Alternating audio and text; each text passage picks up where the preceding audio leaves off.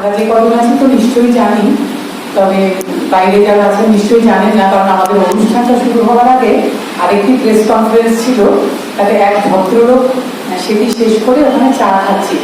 তো আমাদের যে ওখানে দাঁড় করানো ছিল স্ট্যান্ডিং, সেটা স্পষ্ট পুরুষ মানুষের জন্য কোনো আইন টাইন নেই, মহিলাদের জন্য অনেক আইন আছে, আমরা পুরুষের জন্য লড়াই করি।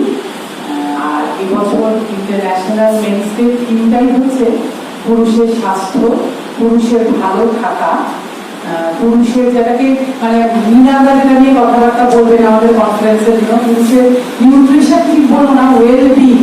নিউট্রিশন তো তার একটা বড় কাজ, যে ভালো রকম পুষ্টির জোগান না থাকলে কিন্তু ওয়েল বিং হয় না। তো সেটা এবং মানসিক স্বাস্থ্য সবকিছু মিলিয়ে, এবং পুরুষের পজিটিভ রোল মানে সদর্থক রোল, যেটা কিন্তু আমাদের ভারতবর্ষ কেন এখন বুঝতে পারছি সারা পৃথিবীতেই প্রায় কোথাও নেই। পুরুষ মানুষকে কিন্তু সাংঘাতিক একটা নেগেটিভ জায়গা থেকে পোর্ট্রেট করা হয়। মানে যেহেতু যে কোনো কারণে হোক, আপনাদের শুভেচ্ছাতেই হোক, যে আমার একটা মানে ইন্টারন্যাশনালি না এই পুরুষ অধিকারের কর্মীদের সঙ্গে যোগাযোগ করার একটা বিষয় হয়েছে। এখন দেখতে পাচ্ছি সারা পৃথিবীতে পুরুষ মানুষরা খুব নেগেটিভ ওয়েতে পোর্ট্রেট করা হয়, কিন্তু এবছরের থিম কিন্তু সদর্থকভাবে পুরুষ মানুষকে পোর্ট্রেট করা, পুরুষ মানুষের পজিটিভ দিকটাকে তুলে ধরা। তো ভদ্রলোক অনেকক্ষণ আমাদের দিকে তাকালেন, তখন আমি বললাম যে বাজেটেও কিন্তু কিশোরীদের জন্য পুষ্টির বাজেট স্যাংশন করা হয়, কিশোরদের জন্য না। মানে হৃষ্টপুষ্ট মা তৈরি হোক আর তিন বাবা। উনি তখন ভাবতে 250 নোটেন, উনি তো প্রবলেম হয়েছে, মানে এম্পাওয়ার হতে গিয়ে ওভার পাওয়ার হয়েছে, উনি দৌড়ে বাঁচলেন আর কি প্রায় আমাদের কাছ থেকে। তো এটাই হচ্ছে সামগ্রিক চিত্র। আমি বুঝতে পারছি যে আমি কিন্তু সত্যি ইন্টারন্যাশনালি ইনভলভ হওয়ার আগে একদম জানতাম না যে সেফ ভয়চাই ছেলেরা আছে। তখন জানতে পারলাম যে সমস্ত প্রেগনেন্ট মহিলারা জেলে যান, তাদের যে সমস্ত বাচ্চারা জন্মগ্রহণ করে, মেয়েরাও আছে, কিন্তু ছেলেরা মানে যে সমস্ত ছেলেরা সেখানে জন্মায়, তবু সেই ছেলেরা কিন্তু মায়েদের সঙ্গে জেলেই থেকে যাচ্ছে। তাদের তারা তো অনেক ভালো জানে, তাদের কোনো অপরাধ নেই, তারা তো মন্ত্রী এই সমস্ত আমলা যাদের বলে তারা আসবেন কথা বলতে। তারা বলছিলেন যে এই সমস্ত দেশে কিন্তু যদিও পুরুষ মানুষের উপর অত্যাচার হচ্ছে, কিন্তু তারা কিন্তু সাইমেলটেনিয়াসলি পুরুষ মানুষের জন্য প্রোগ্রামও করছে, তুলে আনছে, মেন্স প্রোগ্রাম হচ্ছে। এবার কিন্তু সাউথ আফ্রিকার পার্লামেন্টে পুরুষ মানুষের জন্য প্রোগ্রাম উদযাপিত হচ্ছে ইন্টারন্যাশনাল মেন্স ডে। মানে আমার খুব ভালো লাগছে যে আমি এই কাজটার মধ্যে দিয়ে একটু একটু করে ইন্টারন্যাশনালি যাচ্ছি। এটা জেনেও আমার ভালো লাগছে যে আমি সত্যি কত নতুন কিছু জানতে পারছি। এবং আমরা অল বেঙ্গল মেন্স ফোরাম অত্যন্ত ভাগ্যবান যে যেই ভদ্রলোক পৃথিবীতে ইন্টারন্যাশনাল মেন্স ডে চালু করেছেন, ডক্টর জেনারেল ফিলাক্সি ওয়েস্ট ইন্ডিজে, স্যার আমাদেরকে পার্সোনালি বার্তা দিয়েছেন, মানে শুভেচ্ছা বার্তা আমাদের এই ইন্টারন্যাশনাল মানে মেন্স ডেতে যে আমরা একটা মেন্স ড্রাইভ কনফারেন্স করছি, উনি আমাদেরকে বিশেষভাবে জানিয়েছেন, তার জন্য শুভেচ্ছা বার্তা।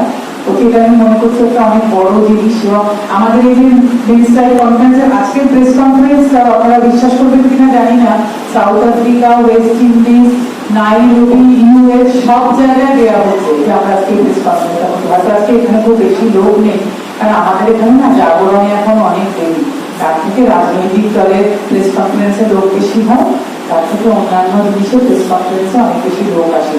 কারণ পুরুষের অধিকারটাও যে একটা মান্যতা পাওয়ার মতো জায়গা, সেটাও যে একটা স্বীকৃত অধিকার, এটা আমরা এখনো বুঝে উঠতে পারি। যেদিন সত্যি সেটা বুঝে উঠবো, সেদিন কিন্তু এদিনের এত লড়াই করতে পারি। এর জন্য সবাই এখনো হাসেন, সবাই এখনো বুঝতেই পারেন না যে তার খুব জরুরি একটা বিষয়। আসলে নিজের ঘরে আগুন না লাগাবো তো বুঝতে পারবে না, যাদের যাদের ঘরে আগুন লেগেছে তারা তারা বুঝতে পেরেছেন যে তাকে লড়াই কত জরুরি। যেসব পুরুষ মানুষরা হেসে ফেলে ঘুরে বেড়াচ্ছে আর অন্য পুরুষরা অধিকারের জন্য লড়াই করছে দেখে হাসছে, তারা বুঝতে পারছেন না যেটা কত জরুরি।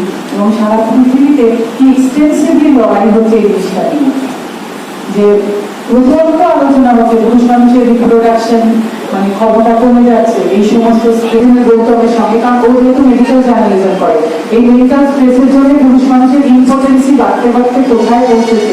আবার মৃণাল দাদা বলে, মৃণাল দাদাকে আমি ভালো বলতে পারি যেহেতু উনি নিউট্রিশনটা নিয়ে কাজ করেন। আপনারা বুঝতে পারছেন না, সারা পৃথিবীর পুরুষ মানুষ কিন্তু একটা ভয়াবহ সমস্যার সামনে দাঁড়িয়েছে। আমরা খালি মেয়েদের দিকে মাথা তুলে নামছি। মেয়েরা তো নিশ্চয়ই নির্যাতিত নানান সমস্যা, কিন্তু সেগুলো নিয়ে দেখার জন্য বহু লোক আছে, কিন্তু পুরুষ মানুষকে নিয়ে দেখার জন্য কেউ নেই। এবং সেই কারণেই আমরা যে আমাদের মিটুর সম্মুখীন হয়ে যাচ্ছেন আপনারা, যার যেমন ইচ্ছে হচ্ছে মিটু। এডুকেশন সেক্টরে পুরুষ মানুষের জন্য কোনো স্কিম নেই, কিন্তু ফলস এডুকেশন কোনো ছাত্রী ইচ্ছে হলে মাস্টারমশাইকে বলে দিচ্ছেন মাস্টারমশাই আমাকে আঘাত দিয়েছে। যে কোনো জায়গায়, স্পোর্টসেও তাই, স্পোর্টসে দেখুন যে কোনো একজন বড় খেলোয়াড়ের জীবন শেষ করে দেওয়া যায় যা খুশি বলি।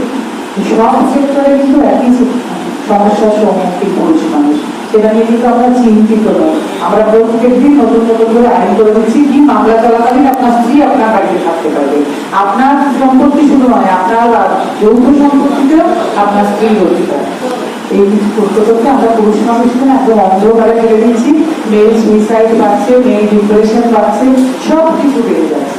এই সব কিছু মিলিয়ে আমাদের কনফারেন্স 21 তারিখে শনিবার। আরো এই কার্টেলাইজেশনের একটা বড় কারণ এই কোভিড পরিস্থিতিতে আমাদের সেদিন 50 জনের বেশি অ্যালাউড না, যার ফলে আমাদের যারা রেজিস্ট্রেশন করেছেন, আমাদের যারা স্পিকার, সব মিলিয়ে আমরা প্রায় 50 পেয়ে ফেলেছি। তাই মিডিয়াতে সেদিন আর মানে রাখতে পারছি না আমরা, এমন একটা বিশেষ করে আজকের দিনে দাঁড়িয়ে তাহলে ছেলেদের ক্ষেত্রে কেন বিশেষভাবে নিউট্রিশনের কথা বলার প্রয়োজন আসছে। এই জায়গায় আমি কয়েকটা কথা আপনাদের আজকে অল্প করে বলতে চাই। আমি দীর্ঘ আলোচনা হয়তো আগামী 21 তারিখে যে কনফারেন্স সেখানে বলবো। আমি প্রথমে একটা জিনিস বলি যে দেখুন, নিউট্রিশন বলতে বেশিরভাগ মানুষ আমরা বুঝি আমাদের ফিজিক্যাল বডি নিউট্রিশন, কিন্তু আমার কাছে ধারণাটা সত্য না। কারণ নিউট্রিশন শুধু ফিজিক্যাল বডি নয়, নিউট্রিশন হওয়া উচিত আপনার মনের নিউট্রিশন, মাইন্ডের নিউট্রিশন, আপনার ইমোশনাল নিউট্রিশন এবং সবার শেষে ফিজিক্যাল নিউট্রিশন। কারণ আমরা হয়তো অনেকেই জানি যে আজকের দিনে অধিকাংশ যে রোগ আমাদের শরীরে হয় বলা হয় সাইকোসোম্যাটিক ডিজিজ, মানে এর মধ্যে বেশি রোগটাই আপনার শুরু হয় মন থেকে, তারপরে সেটা ইমোশনালি অ্যাটাচমেন্টের মধ্যে চলে আসে এবং তারপরে সেটা আমাদের ফিজিক্যাল বডিতে ম্যানিফেস্ট করা হয়। তা আপনি যদি ফিজিক্যাল বডিকে ঠিক করতে চান তাহলে তো প্রথম দরকার আপনার মেন্টাল নিউট্রিশনটা আগে দেখা। কিন্তু আমরা বেশিরভাগ মানুষ জানি না হোয়াট ইজ মেন্টাল নিউট্রিশন। দীর্ঘদিন ধরে আমরা স্ট্রেস টেনশনের শিকার থাকি, দেন আমাদের ইমোশনাল অ্যাটাচমেন্টের মধ্যে সেটা জড়িয়ে পড়ি। যদি একবার মেন্টাল আর ইমোশনাল অ্যাটাচমেন্টের মধ্যে আমরা জড়িয়ে পড়ি তাহলে কিন্তু আর কোনো চিকিৎসায় ফিজিক্যাল বডি থেকে রোগ কিন্তু সারানো যাবে। আমার মনে হয় এরকম দিনে আমাদের এই আলোচনাটা একটু বেশি করা উচিত। অবশ্যই ফিজিক্যাল নিউট্রিশনের কথা আসবে, এবার মেন্টাল নিউট্রিশন বলতে কি বোঝায়, আমরা কি বুঝতে পারি। দেখুন, আজকে একটা পুরুষ মানুষ তার অনেকগুলো দিক কিন্তু তাকে দেখভাল করতে হয়। একটা হচ্ছে তার পরিবারকে দেখতে হয়, পরিবারের ভালো মন্দ সব দায়িত্ব কিন্তু তার। তারপরে আসে তার ওয়ার্কিং প্লেস, তিনি যেখানে কাজ করেন সেখানে তাকে সবসময় সতর্কভাবে কাজ করতে হয়। এরপরে উনি যখন সোসাইটিতে মেলামেশা করেন, সোসাইটিতে একটা বিরাট বড় রোল আছে। এইগুলো করতে করতে যখন উনি মানসিকভাবে অনেকটা বিধ্বস্ত হয়ে যান তখন তার পরে স্ট্রেসটা আছে, তার মধ্যে একটা স্ট্রেস শিকার চলে আসে। এবং এই স্ট্রেসটা কিন্তু ফিজিক্যাল না। 3 ধরনের স্ট্রেসে একটা পুরুষ মানুষ আক্রান্ত হয়। তার প্রথম হচ্ছে mental stress, emotional stress and physical stress. তো এই যে এতগুলো স্ট্রেস, এই স্ট্রেসগুলোকে যদি কন্ট্রোল করতে না পারা যায় তাহলে কিন্তু রোগ আসবেই। আমরা শুধু যদি মেডিসিনের উপর ভরসা করে ফিজিক্যাল বডি ট্রিটমেন্ট করি তাহলে কিন্তু সেটা পুরোটা নয়। তো মেন্টাল নিউট্রিশনটা কি করে আমি ডিটেল সেদিন বলবো, অল্প করে আগে আপনাদের সামনে আমি জানিয়ে রাখি।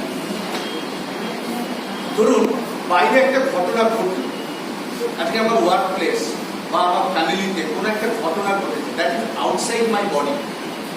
সেই ঘটনাটাকে আমি আমার কিছু সেন্সারি বডি অর্গানস পার্ট আছে, যেমন আমি কান দিয়ে শুনছি কোনো একটা ঘটনা, আমি চোখ দিয়ে দেখছি কিছু একটা ঘটনাকে, আমি মুখ দিয়ে বলছি কিছু। এই সেন্সারি অর্গানগুলো দিয়ে আমার ব্রেনের মধ্যে আমি ব্যাখ্যা করি, which is called interpretation।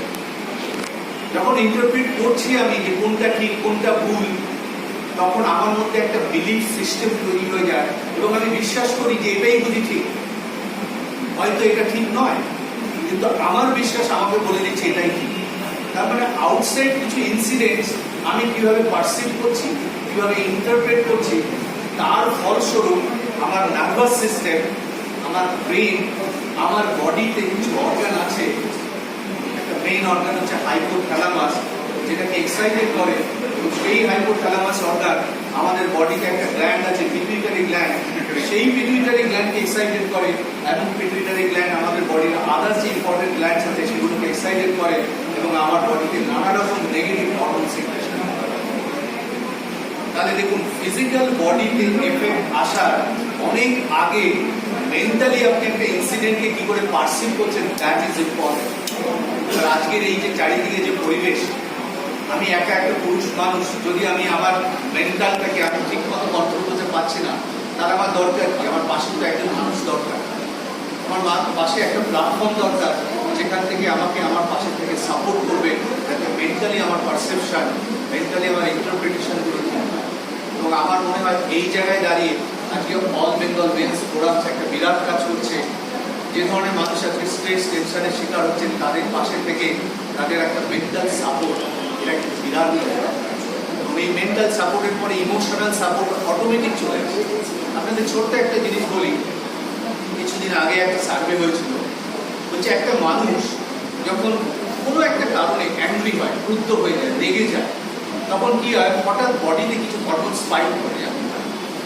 আপনি ধরুন এটা বেস লেভেল, আপনি নর্মাল আছেন, হঠাৎ করে আপনি রেগে গেলেন, ধরুন 6 মিনিট রেগে গেছেন, আপনার এরকম স্পাইক 6 মিনিটের জন্য আপনি টোটাল বডির সিস্টেম চেঞ্জ হয়ে যায়। কিন্তু ওই রাগটা আপনাকে পরবর্তী 6 ঘন্টা আপনার শরীরে কিন্তু খুব ডিস্টার্ব হচ্ছে। তাহলে এই যে একটা দিনের 6 ঘন্টা, কোনো 2 মিনিট আমি রেগে গিয়েছিলাম, আমার দিনের 6টা ঘন্টা আমি নষ্ট করলাম, বিকজ ওই ঘটনার পারসেপশন আর ইন্টারপ্রিটেশন আমি ঠিক করতে পারিনি। এই জায়গায় কিন্তু আমাদের সাপোর্ট, এবং আমার মনে হয় এখানে আমাদের এই প্ল্যাটফর্ম একটা বিরাট রোল প্লে করতে পারে। ওকে, তো মেন্টাল অ্যান্ড ইমোশনাল পার্ট যদি আমরা ঠিক করে ফেলতে পারি, তাহলে ফিজিক্যাল যে পার্ট যেটা রইল, ফিজিক্যাল যে আমাদের স্ট্রেস, সেখানে নিউট্রিশনের একটা বিরাট বড় রোল আছে। এবার নিউট্রিশন বলতে আমরা কোন নিউট্রিশন বলছি? আমরা সবাই জানি, আমাদের মেডিকেল সায়েন্স বলেছে আপনাকে ভালো প্রোটিন খেতে হবে, আপনাকে ভালো ভিটামিনস দিতে হবে, আপনাকে ভালো মিনারেলস দিতে হবে, কিন্তু সবই জানি, এটা অল কমন সেন্স। বাট যেটা আমরা অনেকেই জানি না, সেটা হচ্ছে যে প্রোটিনটা আপনি খাচ্ছেন, এটা আমি ডিটেলসে বলবো, আজ কিছুদিন টাচ করে দিই আপনাদের। যে প্রোটিন আপনি রোজ খাচ্ছেন, আইদার প্ল্যান্টস প্রোটিন বা অ্যানিমাল প্রোটিন, আপনি কি জানেন তার মধ্যে এসেনশিয়াল 9টা অ্যামিনো অ্যাসিড দরকার, সেটা আছে কিনা আমরা জানি না, সেটা কেউ কোনোদিন টেস্ট করিনি। যদি আপনার বডিতে 6টা এসেনশিয়াল অ্যামিনো অ্যাসিড না থাকে, আপনি জানবেন আপনার বডিতে যত কর্মকাণ্ড হয় সব কিছু করে প্রোটিন, কারণ your body is made up of DNA, RNA and protein. আর সেই প্রোটিন যদি কাজ করতে হয়, তাকে দরকার এসেনশিয়াল অ্যামিনো অ্যাসিড, যেটা আমরা জানি না। এইগুলো অ্যাওয়ারনেস আমাদের মানুষের করা উচিত। একটা মানুষ যখন সারাদিন তার ঘুমানো ঠিক নেই, কখন ঘুমোবে, সারাদিন টেনশন করে যাচ্ছে ফ্যামিলির জন্য, তার ফিজিক্যাল বডিতে কোনো নিউট্রিশনের অভাব হবে। আর দীর্ঘদিন ধরে যদি এটা চলতে থাকে, আজকের দিনে যেটা সবচেয়ে বড় প্যান্ডামিক, অনেক কিছু, আমি যেটা প্রথম বলবো সেটা হচ্ছে immunity. Your immunity is going down every day. আর যদি ইমিউনিটি আপনার ডাউন হয়ে যায়, তাহলে আজকের এই প্যান্ডামিকে আপনি ফাইট করবেন কি করে, তাই না? তাহলে ফিজিক্যাল বডিকে ফাইট করতে গেলে যেমন নিউট্রিশন দরকার, ঠিক তেমনি তার আগে মানসিক এবং ইমোশনাল পার্টনারও নিউট্রিশন দরকার। এবং এই জায়গায় আমরা সবাই মিলে মানুষের পাশে থেকে যদি তাদেরকে অ্যাভয়েড করতে পারি, আগামী দিনে হয়তো আমরা যারা পুরুষ মানুষ আছি, তাদের যেমন স্বাস্থ্য আমরা ভালো রাখতে পারবো, এবং আমাদের মাধ্যমে আমাদের ফ্যামিলির যে মেম্বাররা আছে